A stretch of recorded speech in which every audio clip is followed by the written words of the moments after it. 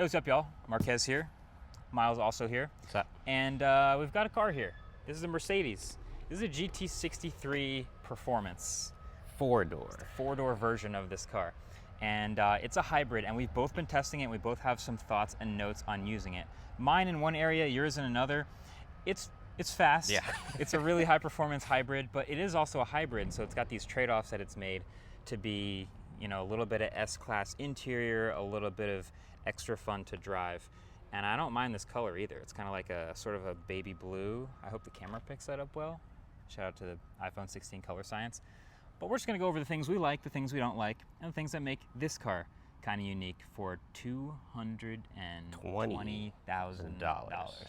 Should you want to buy one of these. All right, Miles.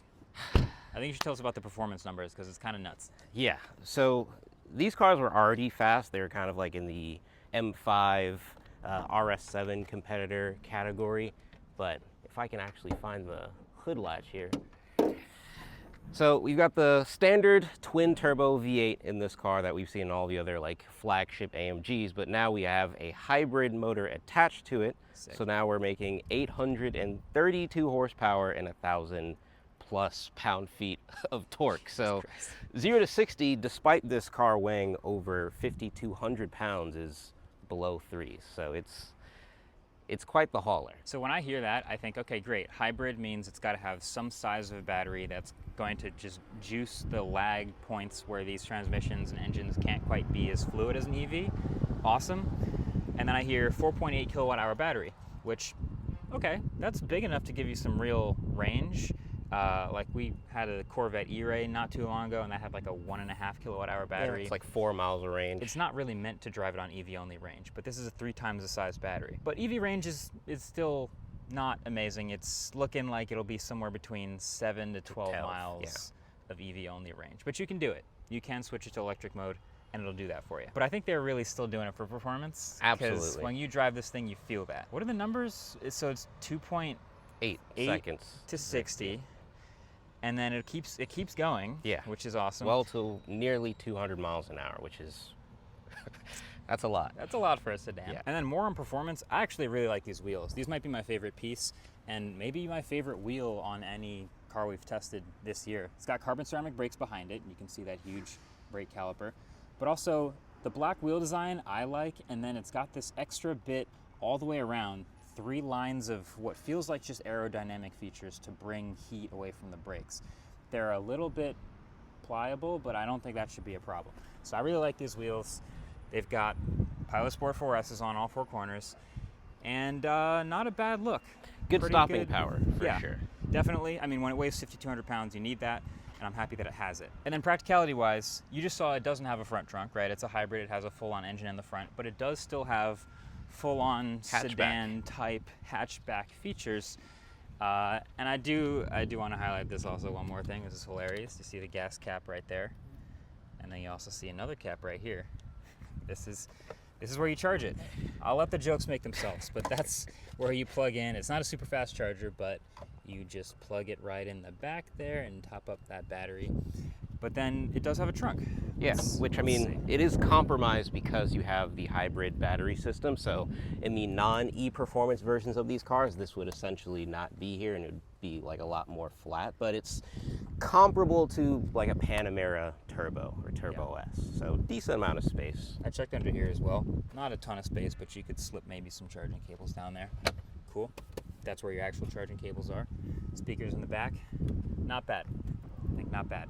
Something that I do find interesting is that on all the Mercedes EVs, you don't have a charging port in the rear. But for the car that can actually regain electric range without you having to plug it in, they have like objectively somewhat the most convenient charging port if you're going to be backing into a spot. So I found that interesting.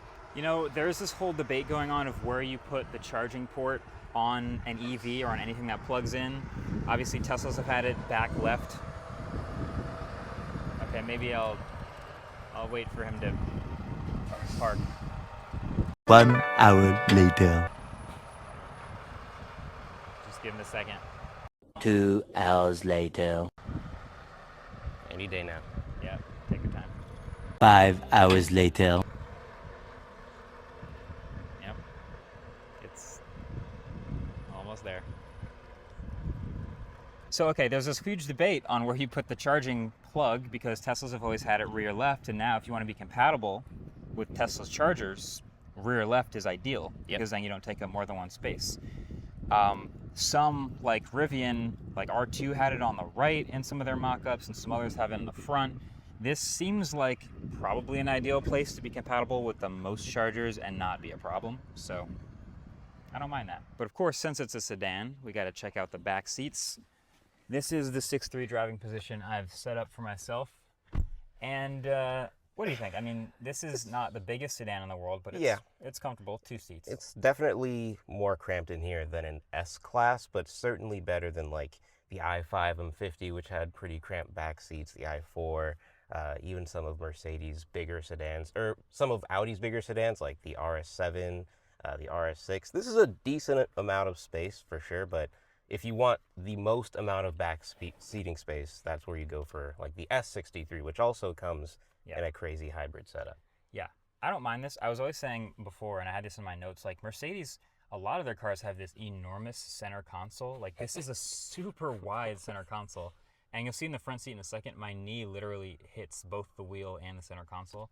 But that continues all the way through the middle here. So yeah, no rear middle seat, just a bunch of storage. You've got like matte carbon fiber and like these cup holders and the air conditioning controls, which is sweet. So I like it. It's really wide. It feels like it's right up against my leg there. Yeah, it feels like there should be more going on here given how much is compromised in the middle, but these cup holders are cooled and heated, which is something you're not getting on the front, which I actually find to be a little weird, but the back seat gets a bit more of a luxury limo experience with these heated and cooled cup holders, which are actually pretty functional. It gets pretty warm in here. But I think that brings us to the natural place to talk the most about this car, which is the front seat. So let's sit in the driver's seat. And this is going to feel very familiar for anyone who's driven any of Mercedes hybrids or even EVs. If you've driven an EQS even, a lot of these pixels up front, there's a start-stop engine button. I'll press that and fire it up. And that's a sound. Yeah. That's quite the sound. That's a specific, deep, rumbly sound that they've programmed for this car. I've talked about the software in these Mercedes cars before. I don't know if you have strong feelings about them, but to me, the UI still feels very Windows Vista, if I'm being honest, that's not a bad thing. It's just you get a lot of big icons, are easy to navigate, and this like blue gradient in the background. I immediately throw on CarPlay. That's my thing. But how do you feel about the software that's happening here? I do think the iconography could use a bit of an overhaul, and Mercedes has this weird thing where they're still using some of the older gen screen setups in the newer cars, and then in other vehicles you can get the hyper screen and like the standard E-Class, which is that's an acquired taste, I think. But functionally speaking, I think it's fine. There's a few settings that I feel like are in places that don't make sense. Like to access certain sound features for the assisted driving, you have to go into a completely different menu when you'd assume it'd just be in the sound setting, just little things like that. But like you said, you just turn it on, it goes into Apple CarPlay, which thankfully in this car, unlike other Mercedes we've tested, it's been perfectly fine for me. I haven't had any random disconnects or anything like that. Same. It's a fluid OS, and I think it's pretty much just in line with BMW. I'd say in certain versions of the screen, it's slightly better than BMW's. Yeah, I don't mind it. I just think a visual overhaul would take it a long way because it's very functional. Just could look a little better. But then the rest of the physical controls, like I said, super wide center console. This was hilarious to me because this wheel's not that big. It's just this is so wide. Yeah. But then you have all your physicals. I mean, I love these. These are super fun and spinny. You can close or open them like that. You can point them anywhere. They're all over the place. There's an HUD up front, and that's super bright. I like seeing that. And then this is, I guess I like this because I have a car that also has this, but the mode switch. If you want to go to sport mode, hear the engine fire up, see the settings change visually on the screen as well. If I want to go sport plus, hear those valves open up. Valves opened up. You can hear it's a little louder. And I can even go race mode. So if I pop between these settings, you can see them all adjust in real time. And then if I want specifically to adjust the suspension, I can do just the suspension to be harder or softer if I want to flip through all of those. And then arrow. So there's an arrow button. So I'm going to point the camera back there and hit the arrow button. There's a little spoiler that pops up. So you have individual control over that. So I'm a fan of the physical controls here happening. Nice steering wheel. It's funny because this is the same drive stock Model S uses, so I see it as a Model S stock, but Mercedes has been using this for longer, so I'm familiar with that too. Good stuff. But I think the last thing about controls that I want to point out is there's only a certain number of ways to do some of the controls on the screen that I think I got annoyed by. Yeah. Like the only sure. way to change, let's say you have music playing or a podcast playing and you want to move forward or a next track. You can either reach up and do it. Oh, that is a great point, Mercedes. So you can do it with your voice. You can say it out loud and it'll hear you. I didn't really do that much, which means the only other way you can do that is look on the steering wheel and realize there are no ways to move between tracks here.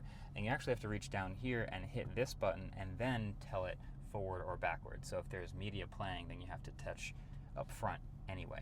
I didn't love that. And then moving around up here is also...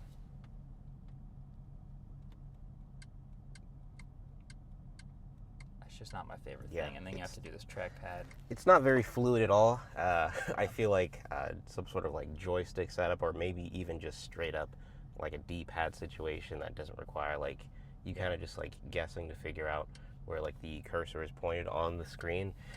This is something they've been doing for a while, and they're seemingly thoroughly committed to it, and I kind of wish that wasn't the case. I mean, you have it on this side as well, so maybe just have more honed in media controls on the right side so that it's not as frustrating to just go forward and back between the tracks that you're playing. Yeah. Through Apple CarPlay.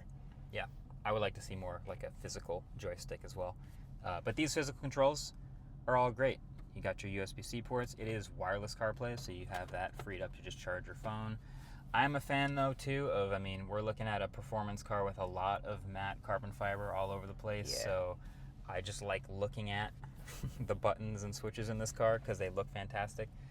But then it's just about driving, and turns out it's incredibly fast. It's really quick. I'm going to go from Comfort to Sport Plus to Race. Any other car I think of race mode, I think of like you're hearing the high RPMs, and to be fair, it's at 2,000 instead of 1,500. I'm going to stomp on it. You felt the difference? Like, though, there's that gap between the electric surge, which isn't nothing, but it gets you off the line, and then the spool up. And now we're at 4,000, which is where I thought it would have been to start with.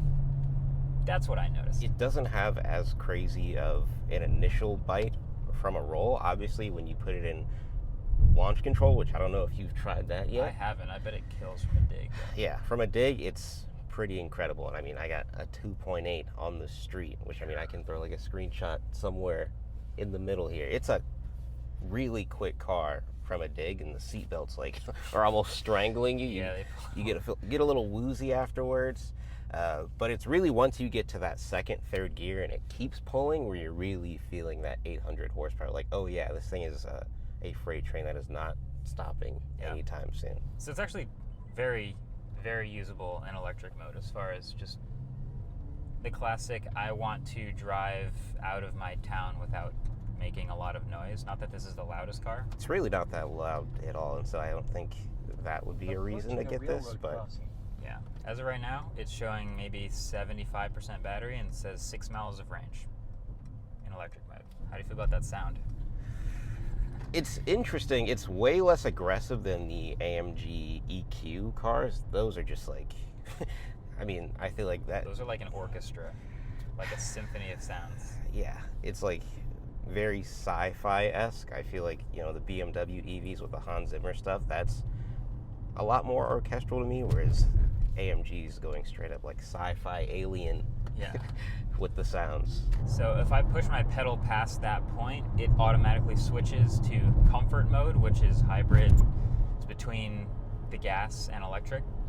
And so I could see the RPMs turn on and everything is on now. It's kind of nice that there's like a pressure point in the pedal that I know I'm going to turn on the gas motor. So good to see. It's also nice to drive on roads that I've driven on before, because this is how I compare suspensions of cars.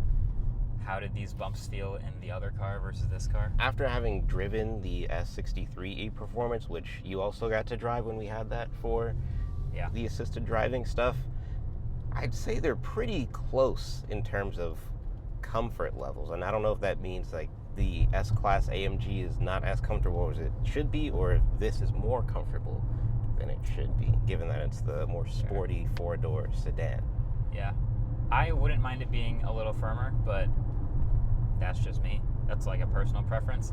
I do think it's very, very comfortable and compliant for a performance car. Yeah, I mean, I think as two people who are driving two-door like sports coupes, our frame of reference for comfort has maybe been slightly altered. And so for me, yeah, I could 100% drive this every day, long distance drives. I mean, these seats are like really comfortable. These seats are nice. I was just playing with the ventilation in the seat. Great. It's quick. It's powerful. Yeah. I don't need it at full blast. I can turn it down. Yeah, these are good seats. There's almost nothing to say about the basics because it just nails them. Like visibility. Okay, yeah, it's not like a crazy car, so it has great visibility. It's got the sunroof that you can close. It's split in half, but you can close either side. Mirrors are big. It's got all the systems. It's just not missing anything. Yeah, I'd say you've got pretty much 85% of the S-Class luxury experience from the inside. That car rides just like a hair better, and it's definitely more insulated, even though this also has the double glazed windows. They're good. There's definitely more road noise here than what you get on the S63 AMG, but it's about 85% there. And so on the comfort end of things, if you're looking for something that's more than 75% as good, this is easily like a good alternative. Okay, so that brings me to the competition and the price. Because this is a really expensive car. If it's gonna be $220,000, like there are some serious cars that you could get for that money.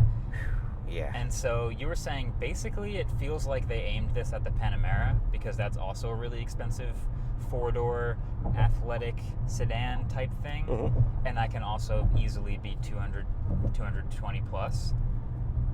But I was just thinking you could step up a little bit and get, I was going to say the Lucid Air GT, but you could get a Lucid Air Sapphire for $250. Yeah, I mean, if you got like the most expensive paint option possible for this car and maybe had a bit more of like the carbon fiber trim, you could probably get this knocking on the door of $250,000. And at that point, you're at Lucid Air Sapphire territory, which I mean, that's a completely different experience as far as like the luxury side of things. It's not customizable at all. It's just like a Cybertruck where it's like what you see is what you get. But on the performance end of things, it's still probably like more than twice as quick in pretty much every scenario possible. Me personally, I care more about that than, I mean, the interior is incredible here, and the interior, if we just go straight to the Lucid, is nice, but it's different. It's like just kind of blank. It's like the Alcantara, and like they ship them all with the same, literally the same paint. There's no options. But I would do that for double the performance and like the best handling, and honestly, it probably weighs about the same. I think the Sapphire in this are almost identical in weight, actually, which is quite surprising. But that car feels a lot more athletic. It does. Overall. So range might be the same in both of these cars as well. Probably just about, if you grandma drive in this, you're probably going to knock on the door of like 350, maybe 400. And the Lucid Sapphire, I think, is rated at like 400 miles. Yeah. So that's a comparison I found interesting. Then there's maybe you can step down to, I mean, there's lots of other performance sedans that are going to be luxury biased. Yeah, Audi RS7. Yeah. BMW M5, which I mean weighs more than this with less power. That's also a hybrid car. Yeah. I would probably opt for this versus the M5, which I mean we haven't driven that yet, and definitely the RS7 just because of the hybrid speed. They don't make the RS7 in a hybrid yet, and so this is going to smoke that car in pretty much every scenario possible. There's still not a whole lot of direct competitors for this outside of the Panamera Turbo S e-hybrid, which I mean, we haven't driven that yet, but based on what I have experienced with Porsches, I would imagine that's probably a more athletic car. I think that car is probably going to ride firmer, probably going to handle a little better and feel a little more sporty than this, at the expense of some of the luxury feel of what you get from an AMG. which is fine. That's a customer. So I don't think this car has any real flaws other than the price. Yeah, and the competition. Eventually it will come down if you're looking to buy like used or pre-owned. But I'd say it's a very good, cheaper alternative to a Panamera Turbo S hybrid. I think that's exactly what they put on their drawing board when they set out to make this car. They were hoping that sentence would come out of someone's mouth. Yeah. And I think they probably got what they wanted there.